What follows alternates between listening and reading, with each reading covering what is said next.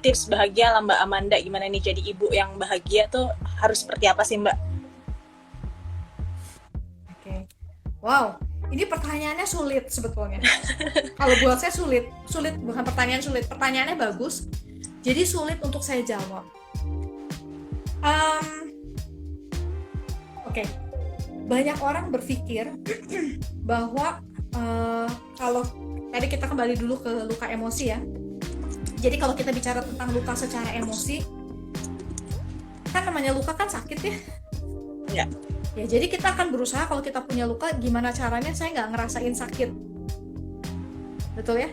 Gimana caranya saya nggak ngerasain sakit. Sehingga orang akan berusaha dengan berbagai macam cara, mulai dari kalau sakit fisik kita minum anti nyeri, kita kompres mungkin gitu ya, pakai air dingin lah atau apapun supaya kita nggak ngerasain sakit. Nah, kalau kita bicara tentang luka secara emosi yang juga sama-sama ngerasain sakit sebetulnya, mostly orang melakukan hal-hal seperti tadi saya sudah ungkapkan sebelumnya. Shopping, saya healing katanya. Kalau shopping, belanja, happy, hilang rasa sakitnya gitu ya. Jadi ketika ada sesuatu, ketika kita punya pain, punya rasa sakit, untuk menghilangkan orang mulai cari pleasure, cari kesenangan. Makan, saya mah kalau makan happy. Wah, jadi happy lagi kalau saya makan makanan yang saya suka. Ada orang yang kerja jadi workaholic. Saya kalau udah kerja di kantor sibuk, wah rasanya saya jadi happy, lupa semua masalah saya. Makanya orang bisa sampai begadang, nggak tidur, bermalam-malam. Yang penting saya happy katanya. Ya kalau mau ngomong contoh yang lebih ekstrim lagi, saya katakan orang mulai drugs, alkohol gitu ya. Karena katanya itu bisa menghilangkan rasa sakit. Cari kesenangan apa sendiri. Apa yang terjadi ketika kita hanya sekedar mencari pleasure? Ketika pleasure-nya hilang, munculnya masalah baru. Tiba-tiba tagihan kartu kredit membengkak, sampai saya belanja gila-gilaan kemarin gitu ya. Tiba-tiba saya jadi obesitas, kena penyakit tertentu karena saya makan berlebihan. Tiba-tiba saya kena penyakit gak sehat gara-gara saya begadang, skip makan, skip istirahat kurang, dan seterusnya dan seterusnya. Ya kalau kita kemudian jadi kecanduan dan seterusnya, ya itu udah gak perlu dibicarakan lagi gitu ya.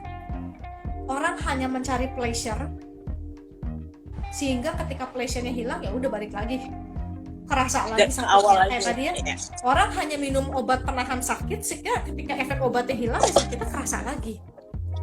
Apa yang harus dilakukan? Kita mulai belajar untuk mencari happiness. Happiness itu adalah pleasure, tapi plus ada meaning, ada makna di balik itu. Dan ini hanya bisa kita dapatkan ketika kita sudah pulih.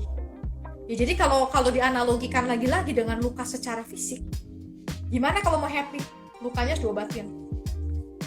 Kamu gak akan bisa happy kalau kamu hanya sesaat sementara nggak ngerasain sakit, tapi someday kesenggol orang, kena air, kondisi tertentu kamu akan ngerasain sakit, dan seumur hidup kamu akan seperti itu. Nah, kira-kira itu sih. Jadi saya nggak punya tips gimana caranya bahagia, karena setiap orang punya versi bahagianya masing-masing. Bayangnya, apalagi kalau kita bicara bahagia juga, kita nggak tahu bahagia menurut saya tuh mungkin berbeda dengan orang lain. Tapi yang paling gampang, orang akan bahagia ketika mungkin mereka bebas dari luka. Ya karena gimana orang mau bahagia kalau ruang gerak mereka aja jadi sempit, kemana-mana takut, nanti kesini kesenggol orang, nanti ke mall aja nanti aduh rame banget, nanti wah bisa kesenggol orang nih, aduh ketemu orang nanti ditanya lagi tuh, kalau nggak ditutupin orang akan tanya kenapa tangannya, capek banget saya harus jelasin terus berkali-kali. Kalau ditutup orang nggak tahu, orang bisa senggol saya seenaknya, capek banget. Akhirnya orang mulai udahlah lebih baik nggak usah kemana-mana, nggak usah ketemu siapa-siapa. Orang akhirnya mulai menarik diri, udah paling aman diam di kamar aja, aman. Ya walaupun bukan cara yang sehat juga. Nah tapi itu yang sering kali terjadi, udahlah saya lebih baik gak usah banyak kumpul-kumpul sama orang lah, arisan-arisan dikurangi aja, acara kumpul-kumpul udahlah dikurangi lah, malas kalau ketemu orang, jadi gampang tersinggung ya, dengar sini ngomong suka menyakitin orang ini. Udahlah untuk anak mendingan saya kasih pengasuh aja deh, udah jangan terlalu banyak interaksi juga sama anak, daripada nanti saya pukulin dia. Orang beralasan seperti itu.